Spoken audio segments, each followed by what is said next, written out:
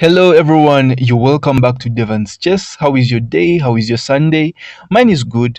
After here, I'm just going to go and watch World Cup, South Africa versus Canada. It's going to be a very good game. And I hope you guys are also doing good. So today I've come back with another interesting chess endgame puzzle, and it is white to move and mate black in 2 moves. It's not a very hard puzzle because there are not very many pieces. That means there are very few variations that can come out of this puzzle.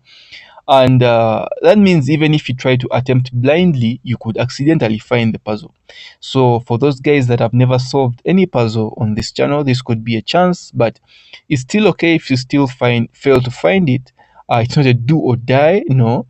You could still share with us the variation that you found. It could be it could be a very wonderful variation that you have not talked about in the puzzle.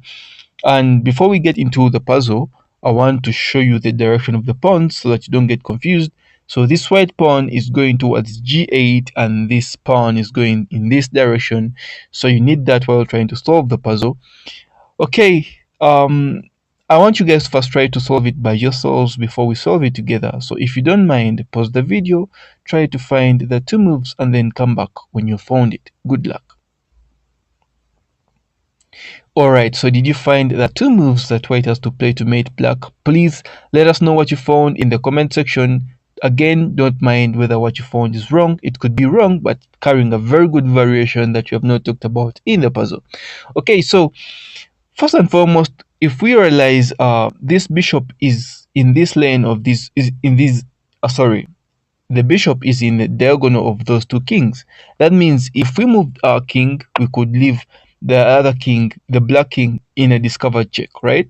And then it could come here. But then that's not a mate because that square h7 is not checked by any piece. And even if we try to move our pawn, this pawn can capture.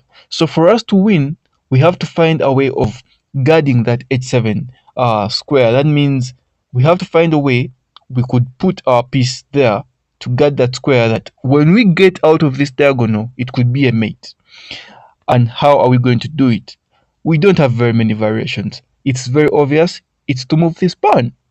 And after black capturing this pawn, if we capture this pawn, we go out of the diagonal and as well as cover this square h7, and that is mate.